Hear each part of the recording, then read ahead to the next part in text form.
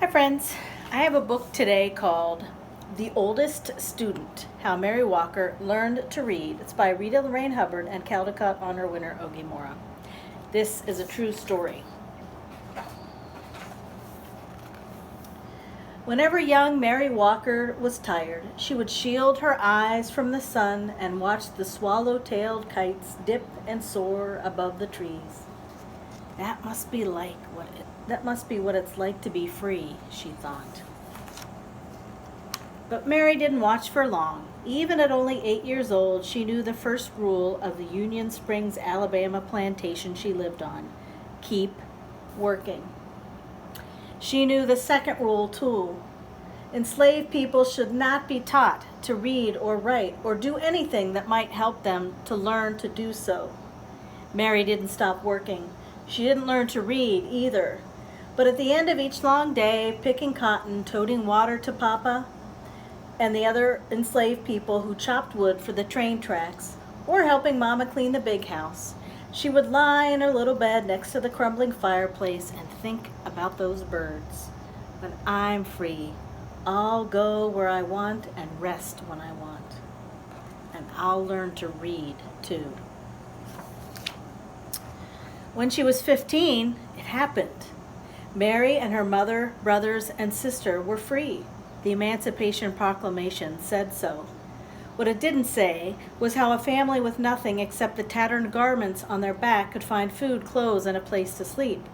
Mary's father had died, and the family was on its own. Freedom Road to Freedom Road, across fields and through woods, ex-enslaved people surged like waves crashing hard to shore. Now that they were free, every road was Freedom Road. Many headed north and west at every which way, searching for long-lost family members or simply experiencing the wonder of being free. Others, like Mary, chose to stay in the South. An organization called the Freedmen Bureau helped those who stayed to find shelter on abandoned Confederate land. Mary and her family settled in a one-room cabin, and for the next few years she worked alongside her mama to help feed her siblings. 7 days a week she churned butter, cleaned houses, and cared for other folks' children. The hours were long, and if Mary was thirsty or hungry, she needed to use the outhouse, she had to wait until she got home. At week's end, she would offer Mama the one lonely quarter she had earned. One day, Mary met a group of evangelists on the roadside. A woman with soft wrinkles in her kindly face placed a big, beautiful Bible in Mary's hand and told her, "Your civil rights are in these pages." Mary didn't know what civil rights were. She only knew that top to bottom, front to back, that book was filled with words.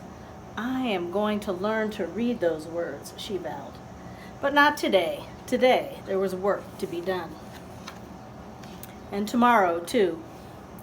When Mary got married, she and her husband worked as sharecroppers, renting someone else's house, using someone else's tools, and planting someone else's seeds to farmland they would never own. After they harvested the crops, almost all the money they earned went to pay for the housing, tool, and seed costs. Mary was 20 years old when her first son was born. She opened her Bible and marveled at the squiggles inside. There had been no time to learn to read. A friend wrote Mary's son's birth date in the Bible, August 26, 1869. Then Mary dipped a pen into an inkwell and made her mark beside it. Not a letter, not a name, just a mark. It's the best she could do. One day, Mary's husband died. She married again, and a second son was born, then a third. Mary made marks for those sons, too. Now she had 3 growing boys. More money than that's what we need, Mary thought. But the only other jobs available to black women were as maids or nannies or cooks. The hours were long, with only half a day off on Saturdays, and, like sharecropping, it didn't pay much. Mary sighed. Words would have to wait.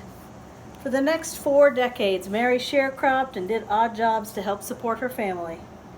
In 1917, Mary's family moved to the little city of Chattanooga, Tennessee. It was the year of Chattanooga's Great Flood. The story was in all the newspapers, but Mary could only study the pictures to understand what happened. By now, Mary was 68 and too old to sharecrop. But she continued to work, cooking and cleaning and babysitting. She also fried fish, baked cakes, and sold sandwiches to raise money for her church. On Sundays, she would sit in the congregation. As the preacher spoke, she would clutch her family Bible, the Bible she still couldn't read. When Mary was well past 90, she and her husband sat in their creaky rockers while one or another of their sons read to them. After the two younger boys died, the eldest read. Then Mary's husband died. Several years later, her eldest son died too. He was 94. Mary had outlived her entire family. She was 114 years and alone. "Can't read," she said. "Can't write. I don't know anything."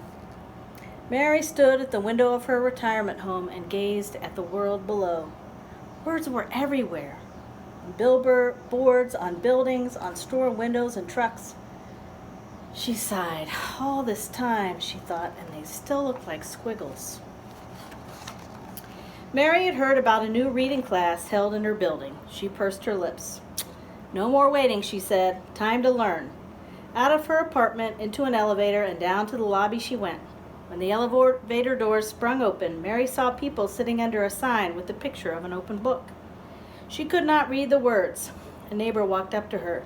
"That's a reading class, Miss Mary. Can I help you over?" Mary shook her head. Then she gripped her cane, lifted her chin, and walked straight toward that sign.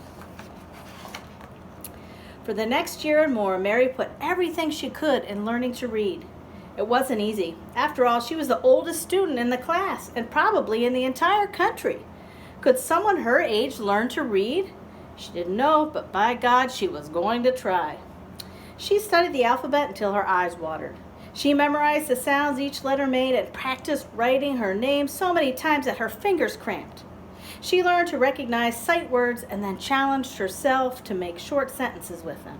She studied and studied until books and pages and letters and words swirled in her head while she slept. One fine day, Mary's hard work paid off. She could read. Word of her accomplishment traveled, and people everywhere celebrated with her. Chattanooga's mayor, newspaper journalists across the country, and a man from the U.S. Department of Education who said, "Mrs. Mary Walker, I pronounce you the nation's oldest student," all shared her joy. Mary felt complete. She still missed her sons, but whenever she felt lonely, she read from her Bible or looked out her window and read the words in the street below. From then on, Chattanoogans honored Mary's achievement with yearly birthday parties. In 1966, President Lyndon B. Johnson sent well wishes on Mary's 118th birthday, and in 1969, President Richard Nixon did the same. Mary was now 121 years old. Mary received many gifts over the years: a radio, a sofa, her very first television, a new Bible, the keys to the city, and perfume and champagne from the Canadian Mounties. But she also received something that brought back those long days in the Alabama cotton fields: her first airplane ride. From the cockpit window, Mary gazed at the trees and rooftops below. No different than a horse and buggy ride, she joked, but she knew it was. As the airplane dipped and soared like those swallow-tailed kites of long ago, Mary decided that flying was a lot like reading. They both made a body feel as free as a bird. Each year before her birthday celebration came to an end, someone would whisper, "Let's listen to Miss Mary." The shuffling and movement would fade away until not a sound was heard. But Mary would stand on her old legs, clear her old throat, and read from her Bible or her school book in a voice that was clear and strong. But when she finished, she would gently close her book and say, "You are never too old to learn." You are never too old to learn. It's a true story.